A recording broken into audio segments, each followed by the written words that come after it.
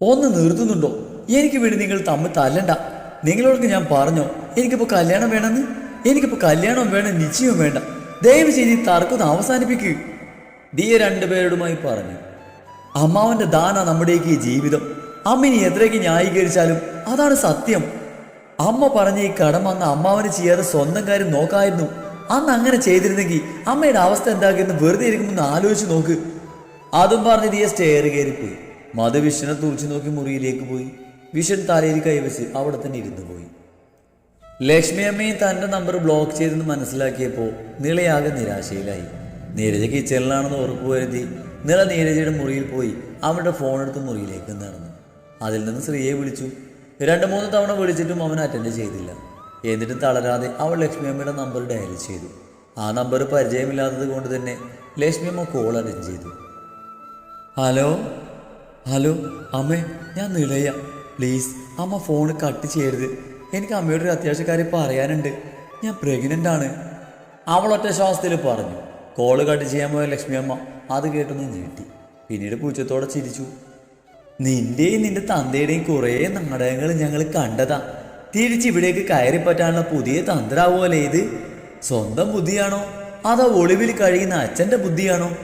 ഏതായാലും ഐഡിയ കൊള്ളാം, പക്ഷേ അതിവിടെ ചെലവാകില്ല.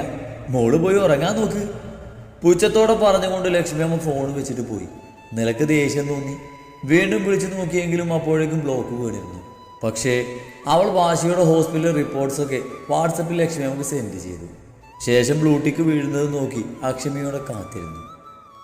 നിള വിളിച്ച നമ്പർ ബ്ലോക്ക് ചെയ്ത് ലക്ഷ്മി അമ്മ TV സീരിയൽ കണ്ടുകൊണ്ടിരിക്കുമ്പോഴാണ് വാട്സപ്പിൽ മെസ്സേജ് വരുന്നത്. അപ്പോൾ തന്നെ ഫോൺ എടുത്ത് ആ മെസ്സേജ് ഓപ്പൺ ചെയ്ത് നോക്കി. നിളയച്ച റിപ്പോർട്ട്സ് കണ്ടിട്ടും അവർക്കത് വിശ്വാസയോഗ്യമായി തോന്നിയില്ല. ഇങ്ങനെ എന്തെങ്കിലും തെളിവുണ്ടാക്കി വെക്കാതെ വെറുതെ നീളൊരു നുണക്കഥയുമായി ഇറങ്ങില്ലെന്ന് ഓർത്ത് അവരാ തെളിവിനെ കള്ളത്തെളിവായി തള്ളി. എന്നിട്ട് വാട്സപ്പ് കൂടി ബ്ലോക്ക് ചെയ്ത് TV-യിലേക്ക് കണ്ടെന്നിട്ടിരുന്നു. അപ്പോഴും മനസ്സിൽ നിള പറഞ്ഞ കാര്യം കുരുങ്ങിക്കിടപ്പുണ്ടായിരുന്നു. കണ്ണുകൾ കലണ്ടറിലേക്ക് നീണ്ടു. പിന്നെ തലേന്ന് കുടിഞ്ഞ് വേണ്ടാത്ത ചിന്തകളെ മനസ്സിൽ നിന്ന് ആട്ടിപ്പായിച്ച് സീരിയലിൽ മുഴുകി. അങ്ങനെ ഇരിക്കുമ്പോഴാണ് കോളിംഗ് ബെല്ല് ശബ്ദിച്ചത്. ലക്ഷ്മി അമ്മ വിൻഡോയിലൂടെ നോക്കി. സ്ത്രീയാണെന്ന് കണ്ടതും വേഗം ഡോറ് തുറന്നു കൊടുത്തു. അവൻ അമ്മക്കൊപ്പം സെറ്റിയിലേക്ക് വന്നിരുന്നു. എങ്ങനെയുണ്ടടാ മീരമോളുടെ അച്ഛന്? ലക്ഷ്മി അമ്മ തിരക്കി. ഇപ്പോൾ കുഴപ്പമൊന്നുമില്ല അമ്മേ, ഇന്ന് റൂമിലേക്ക് മാറ്റി എന്നോട് സംസാരിക്കുകയൊക്കെ ചെയ്തു, അവൻ പറഞ്ഞു. ഈശ്വരൻ കാത്തു. എന്നിട്ട് നീ അയാളുടെ കാര്യങ്ങളൊക്കെ പറഞ്ഞോ?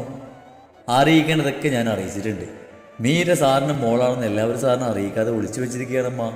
ഇനി സ്വത്തിനും മറ്റും വേണ്ടിയാണെങ്കിൽ അവരൊക്കെ ചേർന്ന് സാർ അറിയാതെ അവൾ അപകടപ്പെടുത്തിയെന്ന് വരും. അതുകൊണ്ട് കിട്ടിയ അവസരം പാഴാക്കാതെ ഞാൻ സാറിനെ അറിയിക്കേണ്ടതൊക്കെ അറിയിച്ചു. ഇനി മീര സേഫാ, ശ്രീ ആശ്വാസത്തോടെ പറഞ്ഞു. പിന്നമ്മേ, ഇന്നൊരു സംഭവം ഉണ്ടായി എന്ന് പറഞ്ഞ് വരലക്ഷ്മി പറഞ്ഞതൊക്കെ അവൻ അമ്മയോട് പറഞ്ഞു. ലക്ഷ്മി അമ്മക്കും അത് കേട്ട് സന്തോഷം തോന്നി. പക്ഷേ മീര സമ്മതിക്കൂ ഇനി? അപ്പോഴും ചെറിയൊരു ആശങ്ക ആ അമ്മയുടെ മനസ്സിൽ അവശേഷിച്ചിരുന്നു. നിലയുമായുള്ള ബന്ധം വേർപ്പെടുന്നവരെ സമയമുണ്ടല്ലോ, അതിനിടയിൽ മീരയെ പറഞ്ഞ് കൺവിൻസ് ചെയ്യുന്ന ആൻറ്റി പറഞ്ഞത്. ഇപ്പം മഹാദേവൻ സാറിന് എന്നോട് നന്ദി സ്നേഹമൊക്കെ ഉണ്ടാവും. നാളെ അച്ഛനും മോളും ഒന്നാവുമ്പോൾ അതിന് കാരണക്കാരനായി എനിക്ക് വേണ്ടി മഹാദേവൻ സാറ് സംസാരിച്ചാൽ മീര സമ്മതിക്കും, എനിക്കുറപ്പാ, അവൻ ഉത്സാഹത്തോടെ പറഞ്ഞു. ആ നിളയ്ക്ക് ഞാൻ വക്കീൽ നോട്ടീസ് അയച്ചിട്ടുണ്ട്. ആ മാറിനൊന്ന് ഒഴിഞ്ഞു കിട്ടിയ പകുതി ടെൻഷൻ കഴിയും. അതും പറഞ്ഞ് അവൻ അവിടെ നിന്ന് എഴുന്നേറ്റ് പോയി. നിള വിളിച്ചതും പറഞ്ഞതൊന്നും ശ്രീയോട് അവർ പറഞ്ഞില്ല. അവൻ്റെ അപ്പോഴത്തെ സന്തോഷം കളയാൻ അവർക്കും മനസ്സ് വന്നില്ല. വിഷൻ അതിരാവിലെ തന്നെ കുളിച്ചൊരുങ്ങി ഹോസ്പിറ്റലിലേക്ക് പോയി. അതിന് പിന്നാലെ മധുവും ഒരുങ്ങിയിറങ്ങി. വിഷൻ അറിയാതെ അർജുൻ്റെ വീട്ടിൽ പോയി അവൻ്റെ യാത്ര തടയുക എന്നതായിരുന്നു ലക്ഷ്യം. വിഷൻ പോയ ഉടനെ ഒരു ഓട്ടോയും വിളിച്ച് രാജൻ്റെ വീട്ടിലേക്ക് അവർ പോയി. ഇന്ന് എല്ലാത്തിനും ഒരു തീരുമാനം ഉണ്ടാക്കുമെന്ന് മധു മനസ്സിൽ ഉറപ്പിച്ചു. മധു രാജൻ്റെ വീട്ടുമുറ്റത്ത് ചെന്നിറങ്ങുമ്പോൾ അർജുൻ അവൻ്റെ ബാഗൊക്കെ കാറിലെടുത്ത് വെക്കുകയായിരുന്നു. അവൻ പോകാനൊരുങ്ങി നിൽക്കുന്നത് കണ്ടപ്പോൾ മധുവിന് കാലി കയറി. എങ്കിലും അത് അടക്കി പിടിച്ച് അവന് നേരം നടന്നു. അവിടെ രാജു മരണിമയും മീരയും കൃതിയും ഒക്കെ ഉണ്ടായിരുന്നു. ആഹാ, ആരാ ഇത്? എന്താ ഒരു മുന്നറിയിപ്പില്ലാതെ ഒറ്റക്കാണോ വന്നത്? മധുവിനെ കടന്ന് മരണിമ സ്നേഹത്തോട് അടുത്തേക്ക് ചെന്നു. ഒരു മുന്നറിയിപ്പ് ഇല്ലാതെയാണല്ലോ ഓരോരുത്തർ തീരുമാനം എടുക്കുന്നേ. അവ മുന്നറിയിപ്പ് ഇല്ലാതെയൊക്കെ വന്നെന്നിരിക്കും. മധു ദേശത്തോടെ പറയുന്നത് കേട്ട് അരുണിമയും രാജു പരസ്പരം നോക്കി. എങ്ങോട്ടാ അർജുൻ? കണ്ടിട്ടൊരു ദീർഘയാത്രയുടെ ലക്ഷണം ഉണ്ടല്ലോ. അറിയാത്ത മട്ടിലും അത് ചോദിച്ചു. അവനിന്ന് തിരിച്ചു പോകുക. ഇപ്പം തന്നെ ലീവ് കുറേ ആയി. ഞാൻ ഇന്നലെ വിഷ്ണുവോട് പറഞ്ഞിരുന്നല്ലോ.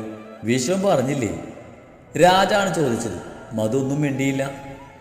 എന്തു പറ്റി? എന്തെങ്കിലും പ്രശ്നമുണ്ടോ? അരുണിമ ചോദിച്ചു. ഈ നിൽക്കുന്ന അർജുനുമായി എൻ്റെ മകളുടെ എൻഗേജ്മെന്റ് തീരുമാനിച്ചിരുന്നു. അതിപ്പോ എല്ലാവരും മറന്ന മട്ടാണല്ലോ. അതൊന്ന് ഓർമ്മിപ്പിക്കാനാ വന്നത്. നിങ്ങളൊക്കെ മറന്നെന്ന് കരുതി എനിക്ക് മറക്കാൻ പറ്റുമോ? എൻ്റെ മോളുടെ ജീവിതമായി പോയില്ലേ? ഒട്ടും മയമില്ലാതെയാണ് മധു അവരോട് സംസാരിച്ചത്. മറന്നിട്ടൊന്നുമില്ല മധു, തൽക്കാലം ഒന്ന് മാറ്റിവെച്ചെന്നേ ഉള്ളൂ. ഇപ്പോഴത്തെ സാഹചര്യത്തിൽ എങ്ങനെയാ നിശ്ചയം നടത്തുന്നേ?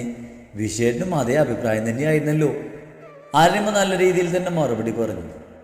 എൻ്റെ മോൾക്ക് പ്രതീക്ഷ കൊടുത്തിട്ട് എൻഗേജ്മെന്റ് മാറ്റി വെക്കാൻ മാത്രം എന്ത് സാഹചര്യമാ ഇപ്പൊ ഉണ്ടായത്? എനിക്കത് മനസ്സിലാവുന്നില്ല.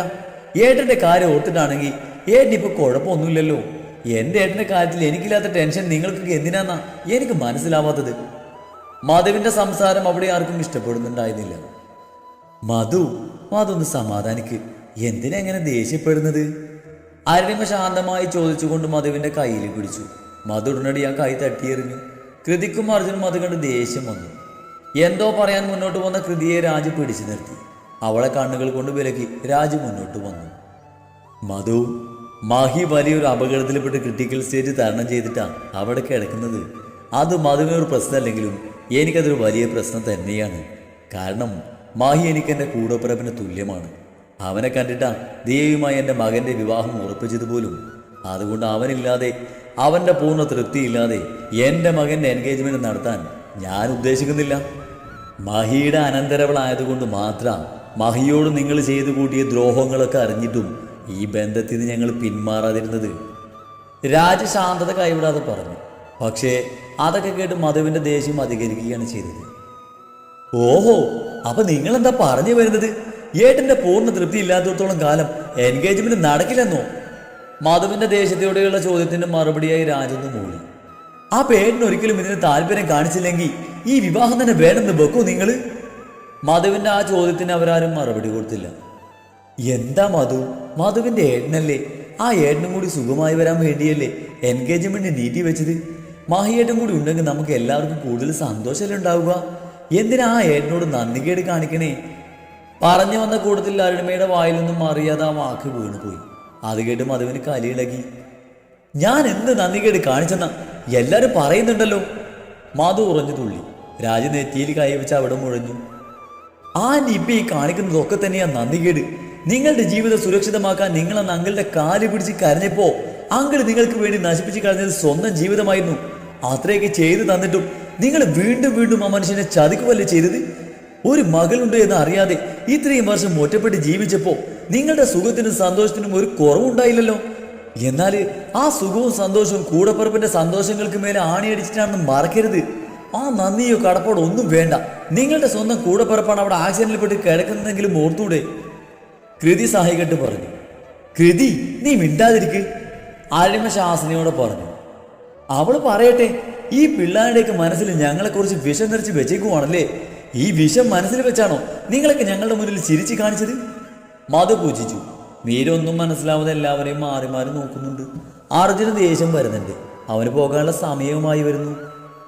അച്ഛാ, ഇപ്പൊ തന്നെ ലേറ്റായി, ഞാൻ ഇറങ്ങുവാ.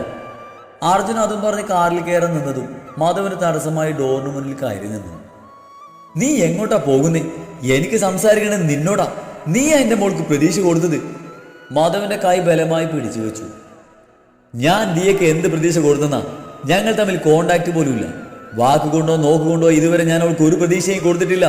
അവളോട് ചോദിച്ചു നോക്ക്. അവൻ ആ കൈ പിടിച്ചു കൊണ്ട് പറഞ്ഞു. അങ്ങനെ പറഞ്ഞു ഒഴിയാൻ ഞാൻ സമ്മതിക്കില്ല. എന്റെ മോളുടെ കാര്യത്തിൽ ഇന്നൊരു തീരുമാനം ഉണ്ടാക്കിയിട്ട് ഞാൻ ഇവിടുന്ന് പോകൂ. മധു വാശി പിടിച്ചു. മധു, അവനെ വിട്ടേക്ക്. അവൻ ഇപ്പൊ തന്നെ ലീവ് ഒരുപാടായി. അവനിപ്പോ പൊക്കോട്ടെ. നമുക്ക് ആലോചിച്ചൊരു തീരുമാനം എടുക്കാം. മധു, അവനെ വിട്ടേക്ക്. അരുണിമ മധുവിന്റെ കൈ അർജുനിൽ നിന്നും മടത്തി മാറ്റാൻ ശ്രമിച്ചുകൊണ്ട് പറഞ്ഞതും മധു അരുണിമയെ പിടിച്ച് തള്ളി. അത് പ്രതീക്ഷിക്കാതിരുന്ന അരുണിമ മധുവിന്റെ നീക്കത്തിൽ തെറിച്ച് താഴേക്ക് വീണു. അർജുന്റെ കൈ മധുവിന്റെ കയ്യിൽ മുറുകി. വേദന കൊണ്ട് മധു തന്റെ കൈ വലിച്ചെടുത്തു. അമ്മാ! കൃതി ഓടി വരുമ്പോഴേക്കും മീര അരുണിമയെ പിടിച്ച് എഴുന്നേൽപ്പിച്ചിരുന്നു. അരുണിമയുടെ കൈമുട്ട് ചെറുതായി മുറിഞ്ഞിരുന്നു. മീരയത് ഷാള് വെച്ച് പതിയെ തുടക്കുന്നുണ്ട്. ദിയയുടെ അമ്മയാണെന്ന് ഓർത്തിട്ടാ ഞങ്ങൾ ഇത്രയും നേരം സഹിച്ചു നിന്നത്. പക്ഷെ ഇപ്പൊ ഈ കാണിച്ചത് സഹിക്കാനുള്ള ക്ഷമ ഞങ്ങൾക്ക് ഇല്ല. ഇറങ്ങി പോവാൻ. കൃതിയുടെ ശബ്ദം ഉയർന്നു. പക്ഷെ അതൊന്നും മധു കേട്ടില്ല. മധുവിന്റെ കണ്ണുകൾ അരുമയോട് ഒട്ടിച്ചേർന്ന് നിൽക്കുന്ന മീരയിലായിരുന്നു.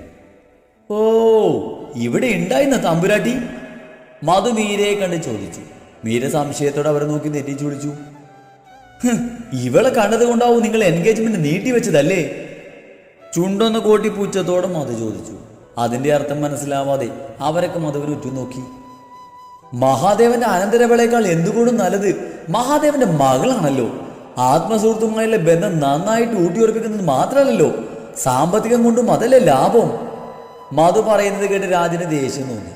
മീര എപ്പോഴും ആ വാക്കുകളുടെ അർത്ഥം ഗ്രഹിക്കാനാവാതെ ഉഴറുകയായിരുന്നു. അവരാരും മിണ്ടില്ലെന്ന് കണ്ടതും മധുവിന്റെ രോഷം വർദ്ധിച്ചു. അവർ മീരക്ക് മുന്നിൽ ചെന്ന് നിന്നു. തള്ളെ പോലെ നീയും പണി തുടങ്ങിയല്ലേ? വർദ്ധിച്ച രോഷത്തോട് അവർ മീരയോട് ചോദിച്ചു. മീര മിഴിഞ്ഞ കണ്ണുകളോടെ കാര്യം മനസ്സിലാവാതെ അവർ നോക്കി. നിന്റെ അമ്മ ആ നശിച്ചവള് കാരണം ഞാനിപ്പോ എല്ലാവരുടെയും മുന്നിൽ ഒന്നിനും കൊള്ളരാത്തവളായത്. എന്റെ കൂടെ നടന്ന അവൾ എന്റെ ഏട്ടനെ തന്നെ കറക്കിയെടുത്തു. വേണ്ടാത്ത പണിക്കൊക്കെ പോയി അവസാനം എന്റെ ജീവിതത്തിൽ തന്നെ ഒരു ഭീഷണിയായി വന്നു. ഇപ്പൊ അവളുടെ മോള് എന്റെ മോൾക്ക് തടസ്സമായി വന്നു നിൽക്കുന്നു. നീ എന്താ ചരിത്രം ആവർത്തിക്കുകയാണോ? അമ്മയെ പോലെ പുളിങ്ങുമ്പോൾ നോക്കി തന്നെയാ കേറി പിടിച്ചേക്കുന്നേ. ഇത്രയും നാളും ഒരുമിച്ച് ഇവിടെയായിരുന്നു താമസം. അമ്മയെ പോലെ വായിലുണ്ടാക്കി വെച്ചിട്ടുണ്ടോ ഇനി നീയും? മധു വായിൽ വന്നതൊക്കെ വിളിച്ചു പോയി. എന്താടി നോക്കി നിൽക്കുന്നേ? കൈവരിച്ചെന്ന് പൊട്ടിക്കടി, കൃതി ചീറിക്കൊണ്ട് പറഞ്ഞു. മീരയുടെ കണ്ണുകൾ രക്തവർണ്ണമായിരുന്നു. അവരിൽ നിന്നറിഞ്ഞ വിവരങ്ങളെക്കാൾ അവരുടെ അവസാന വാചകമാണ് അവളുടെ മനസ്സിലിടിച്ച് കയറിയത്. അവള് പൊട്ടിക്കില്ല. തള്ള വേലി ചാടിയ മോള് മതിൽ ചാടും. ഞാൻ പറഞ്ഞതൊക്കെ ഉള്ളതായോണ്ടാ ഇവള് വായും പൊട്ടി മീന്താതിരിക്കുന്നേ. എന്നാലും ഒരുത്തൻ ചാവച്ചു തുപ്പിയതിന് തന്നെ വേണോടി നിന്റെ ഏടിന്, അതും ഒരു രണ്ടാം കെട്ടുകാരി. എന്റെ മോളെ തഴഞ്ഞു പോയതിന് എന്തെങ്കിലും ഒരു അന്തസ് വേണ്ടേ? നിർത്താൻ പാവല്ലാതെ ചിലച്ചുകൊണ്ടിരുന്ന മധുവിന്റെ നാവനും മറുപടി കൊടുത്തത് കൃതിയുടെ കൈയാണ്. കൃതിയുടെ കയ്യിൽ നിന്ന് തല്ലും വാങ്ങി കവളിൽ കൈവച്ച് മധു അവളെ തുറച്ചു നോക്കി. ഇപ്പൊ ഇറങ്ങിക്കോണം, ഇല്ലെങ്കിൽ ഇനിയും വാങ്ങിക്കൂട്ടിട്ട് നിങ്ങൾ പോവൂ. കൃതി ഒച്ചയെടുത്തു. നീ എന്നെ തല്ലിയല്ലേ? കണ്ടില്ലേ മോളുടെ സംസ്കാരം? മധു ചീറി. ഇറങ്ങിയില്ലെങ്കിൽ തല്ലി ഇറക്കാൻ എനിക്ക് അറിയാം. കൃതി അതും പറഞ്ഞ് മുന്നോട്ട് വന്നതെന്ന് രാജാവളെ തടഞ്ഞു. മാഹിയുടെ സഹോദരി എന്നൊരു ഒറ്റ കാരണം കൊണ്ടാണ് ഇപ്പോഴും ഈ മുറ്റത്ത് നിൽക്കുന്നത്. മീരയുടെ അമ്മ മാഹിയെ കറക്കിയെടുത്ത കഥ നീ പറഞ്ഞല്ലോ. അതേസമയം വിശ്വനെ കറക്കിയെടുത്ത് അവന്റെ കുഞ്ഞിനെ വയറ്റിൽ ചുമന്ന കഥ എന്തേ മധു മറന്നുപോയോ?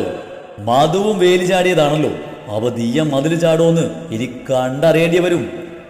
രാജു പ്രത്യേകിച്ച് ഒരു ഭാവമില്ലാതെ കൈ കെട്ടിയെന്ന് പറഞ്ഞു.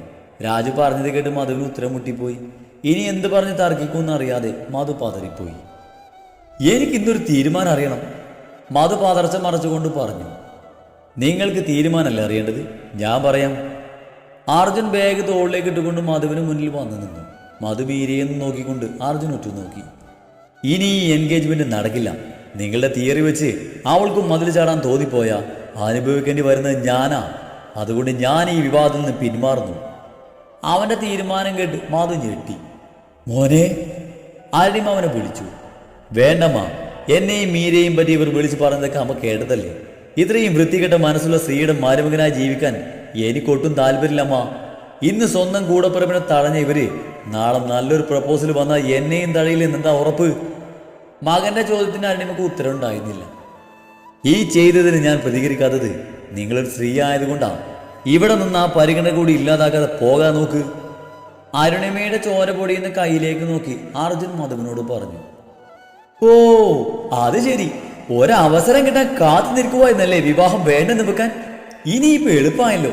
ഇവളെ കെട്ടാനും കൂടെ പൊറിപ്പിക്കാനും ആരും തടസ്സാവില്ലല്ലോ. ഇത്രയൊക്കെ ആയിട്ടും ഒരു ഇത്തിരി മര്യാദയോടെ സംസാരിക്കണമെന്ന് മധുവിന് തോന്നിയില്ല. ശരിയാ, എന്റെ ഏട്ടൻ ചിലപ്പോ ഇവിടെ കെട്ടിയെന്നും വരും, കൂടെ പൊറപ്പിച്ചെന്നും വരും. അതൊന്നും ഓർത്ത് നിങ്ങൾ തല പോക്കേണ്ട. കൃതി അവനെ നോക്കി പൂച്ചത്തോടെ പറഞ്ഞു. കൃതി, അർജുൻ മീരയെന്ന് നോക്കിക്കൊണ്ട് ശാസ്ത്രിയോടെ വിളിച്ചു. കൃതി പിന്നൊന്നും മിണ്ടിയില്ല. അല്ലെങ്കിൽ ഞാനിനി തല പൊക്കേണ്ട കാര്യമില്ല. എന്റെ മോളെ വേണമെന്ന് വെക്കാൻ നീ ആരടാ? എന്റെ മോൾക്ക് നിന്നെ വേണ്ടടാ. വേറെ എടുത്തിട്ട് എച്ചിൽ തിന്നെ ഗതികേടൊന്നും എന്റെ നീയക്കില്ല. എന്റെ മോൾക്ക് ഇതിലും വലിയൊരു ബന്ധം കിട്ടും. കണ്ണുള്ളവർക്ക് കാണാം. അപ്പോ എന്റെ മോളെ ചതിച്ചതിന് നീയൊക്കെ കുടുംബത്തോടെ നശിച്ചു പോകും. ഒരു പിടി മണ്ണ് വാരി എറിഞ്ഞുകൊണ്ട് മധു ശപിച്ചു. ഒന്ന് ഇറങ്ങിപ്പോ പെണ്ണുപിള്ളേ. കൃതി ചീറിയതും മരണിമ അവളെ നോക്കി കണ്ണുരുട്ടി. നീ ഗുണം പിടിക്കില്ലടി. ഇനിയുള്ള ജീവിതത്തിൽ സ്വസ്ഥത എന്താണെന്ന് നീ അറിയില്ല. മനസ്സിനൊന്ന് പറയുക, നീ രക്ഷപ്പെടില്ലടി. മീരയെ നോക്കി പറഞ്ഞുകൊണ്ടും അതും എല്ലാവരെയും നോക്കി പൂജിച്ചുകൊണ്ട് അവിടുന്ന് തിരിഞ്ഞു നടന്നു. ഒരു പരിചയവുമില്ലാത്തവരൊക്കെ വന്ന് തൻ്റെ മെക്കെട്ട് കയറുന്നത് കണ്ട് മീര അന്താളിച്ചു പോയി. അവൾക്കൊന്ന് സങ്കടം തോന്നി. മനസ്സിൽ പോലും ഇങ്ങനൊരു ചിന്ത വന്നിട്ടില്ല. നീ എന്താടി അങ്ങനെയൊക്കെ സംസാരിച്ച്? ഇതൊക്കെ നീ എവിടുന്ന് പഠിച്ചതാടി? ആര്യമ്മ കൃതിയെ നോക്കി കണ്ടുകൂട്ടി. അതിന് മറുപടി പറയാതെ അവൾ അകത്ത് പോയി ഫസ്റ്റ് എയ്ഡ് ബോക്സ് എടുത്ത് വന്ന് ആര്യമ്മയുടെ കയ്യിലെ മുറിവ് ക്ലീൻ ചെയ്ത് ബാൻഡേജ് ഒട്ടിച്ചു. മോനെ, ഇങ്ങനെ അറുത്തു മുറിച്ചൊരു തീരുമാനം പറയേണ്ടിയിരുന്നില്ല. ഒരു പ്രതീക്ഷ കൊടുത്തില്ലെങ്കിലും ആ പെൺകൊച്ച് എന്തെങ്കിലും പ്രതീക്ഷകൾ മനസ്സിൽ കൊണ്ട് നടന്നിട്ടുണ്ടെങ്കിൽ അതൊരു വേദനയായി മാറും. ദിയ നമുക്ക് എന്ത് ദ്രോഹം ചെയ്തിട്ടാ? ആര്യമ്മ ചോദിച്ചു. കൃതിക്ക് ദേഷ്യം വന്നു. അവരിത്രയും പറഞ്ഞിട്ട് ഇപ്പോഴും നമുക്ക് ആ എൻഗേജ്മെന്റ് നടത്തണമെന്നാണോ?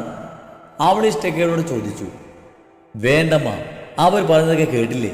എന്നേക്കാൾ നല്ല ബന്ധം അവരുടെ മകൾക്ക് കിട്ടുമെന്ന്. ഞാൻ എച്ചിലാണെന്ന് എന്തൊക്കെ അനാവശ്യമാ? അവൻ മീരയെ നോക്കിക്കൊണ്ട് പാതിയിൽ നിർത്തി.